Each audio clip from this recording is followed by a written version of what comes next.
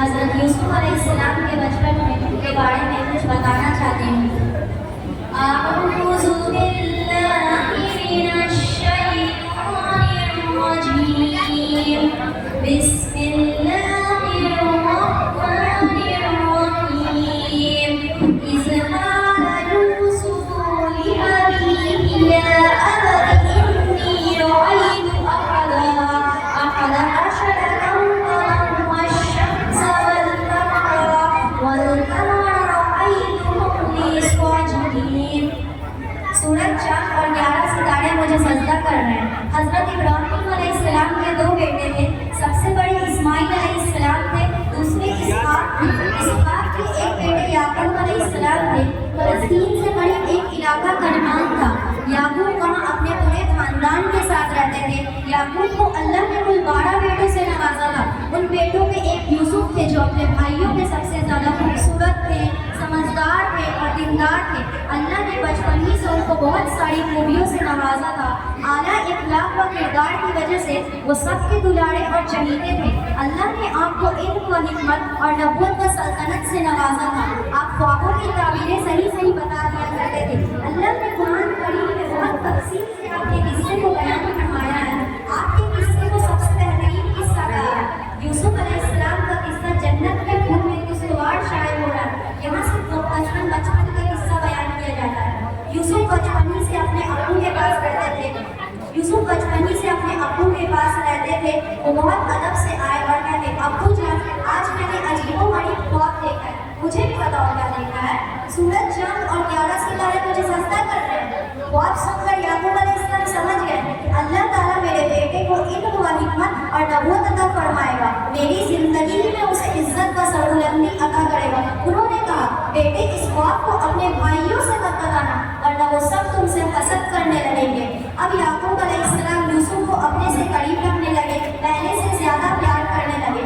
اپنے والد سے قریب رہنے کی وجہ سے یوسف کے اندر علم و خودداری، حکمت و دانائی، صبر و تحمل جیسے اوصاف نمایاں طور سے پیدا ہو گئے تھے۔ پیارے بچوں، یوسف نے بچپن میں جو خواب دیکھا تھا وہ کیسے پورا ہے؟ بہت دلچسپ کہانی ہے، بہت اختصار سے بیان کیا جاتا ہے۔ یوسف کے سوتیلے بھائیوں نے دیکھا کہ ابا جان کو یوسف سے زیادہ پیار کرتے ہیں، ان کو اپنے سے قریب رکھتے ہیں۔ سب نے مل کر یوسف کو جنگل کے ایک کنویں میں ڈال دیا۔ ایک تجارتی قافلے کا وہاں سے گزر ہوا، ان لوگوں نے یوسف کو کنویں سے نکال لیا۔ قافلے نے غلام بنا کر یوسف کو مصر کے بازار میں بیچ دیا۔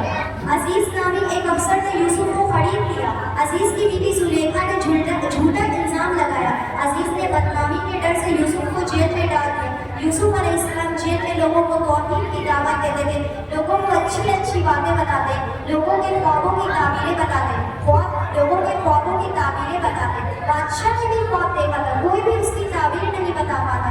یوسف علیہ السلام نے خواب کی سچی تعبیر بتا دی اور خواب کے برے اثرات سے بچنے کی تدبیر بھی بتا دی۔ بادشاہ بہت خوش ہوا، یوسف کو قید سے آزاد کر دیا، پوری سلطنت یوسف علیہ السلام کے حوالے کر دی۔ اس طرح یوسف علیہ السلام پورے ملک میں بادشاہ بن گئے۔ ملک میں قحط پڑا، سرکاری خزانے سے لوگوں کو غلہ اناج دیا جانے لگا۔ غلہ اناج لینے کے لیے کنعان سے یوسف کے بھائی بھی آئے۔ یوسف نے تو بھائیوں کو پہچان لیا تھا لیکن بھائیوں نے نہیں پہچانا۔ یوسف نے بھائیوں سے کہا، دوبارہ آنا تو سب کو ساتھ آنا۔ جب سارے لوگ آ گئے تو یوسف نے سب کو جمع کیا، اپنی پوری کہانی سنائی۔ جب سب نے یوسف کو پہچان لیا تو سب ایک دوسرے کا منہ تکتے رہ گئے۔ سوتیلے بھائیوں شرمندگی سے تو سر ہی چھپا لیا تھا۔ یوسف نے کہا، میرے عزیز بھائیوں، میں نے آپ سب کی غلطیوں کو معاف کر دیا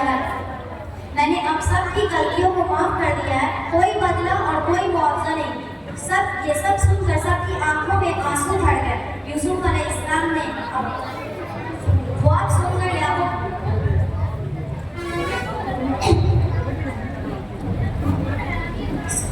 یوسف نے حضرت ابراہیم خواب سن کر یعقوب علیہ السلام سمجھ گئے کہ اللہ تعالیٰ نے